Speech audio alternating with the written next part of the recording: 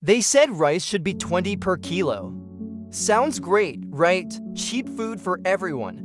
A populist promise, a vote magnet, but what they didn't tell you is the horrifying price behind that number.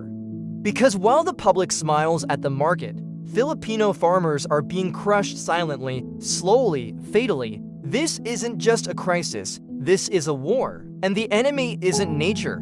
It's the very system meant to protect them. Let's break this down. The cost to produce 1 kilo of palay is already between 14 to 18. Add labor, milling, drying, transport, and packaging, and the break-even cost of rice hits 24 or more. So how the hell does rice get sold for 20 per kilo? Answer: we import it. Foreign rice, grown with subsidies by other governments, dumped here at rock-bottom prices. While our own farmers unsupported, underpaid, overworked are left to rot in their own soil. It's economic betrayal. The government undercuts its own people to keep up appearances, to look good on camera, to score political points. And the Filipino farmer, he becomes collateral damage. They say farmers feed us, but go to the provinces.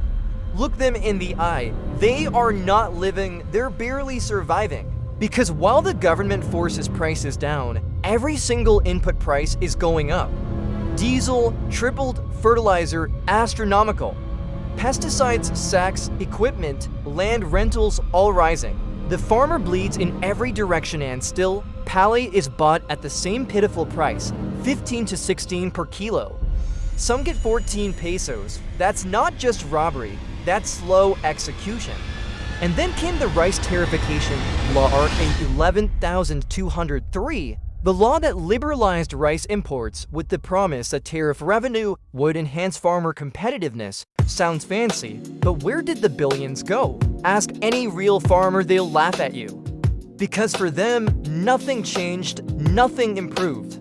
Except for the easier entry of imported rice that slaughtered their market.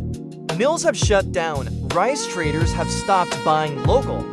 Farmlands are being converted into subdivisions. And farmers, they're abandoning their fields. Many of them drowning in debt don't just give up, they disappear, they die. Yes, some have taken their own lives. Debt, shame, hunger, the very people who feed us are starving. And no one cares. We have a generation of children who now say, I don't want to farm, there's no progress. Because why inherit land that guarantees poverty?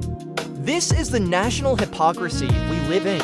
We celebrate the Bayanihan spirit yet leave our farmers to battle alone. We say food security is a priority while making our farmers disposable.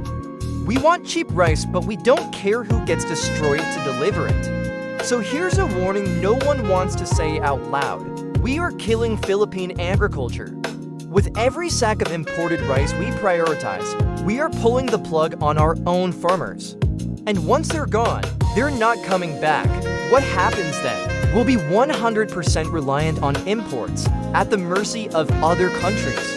And when they hold back rice exports like Vietnam and India already have, we will starve. Rice won't be 20 pesos, it won't even be 50 pesos, it might go past 100 pesos, and we lions be begging for supply we once had the power to grow ourselves. This is how nations collapse, not with explosions, but with starvation. Not through invasion, but by killing their own capacity to feed themselves. The solution isn't rocket science. Other nations have done it, subsidize farmers. Guarantee a minimum farm gate price, ban rice imports during harvest seasons. Reinforce the National Food Authority to buy local. Build irrigation, storage, and distribution systems that work. Make farming a career worth having. And stop treating the farmer like trash at the bottom of the food chain, because food is power. And when we destroy our food producers, we are handing our sovereignty over on a silver platter. Let me say it plainly. This isn't just about rice. This is about dignity, about survival, about whether we want to remain a country that can feed itself or become one that begs others to feed us. If we let our farmers die, our country dies with them. So ask yourself, when you eat that cheap rice, whose blood is on your plate?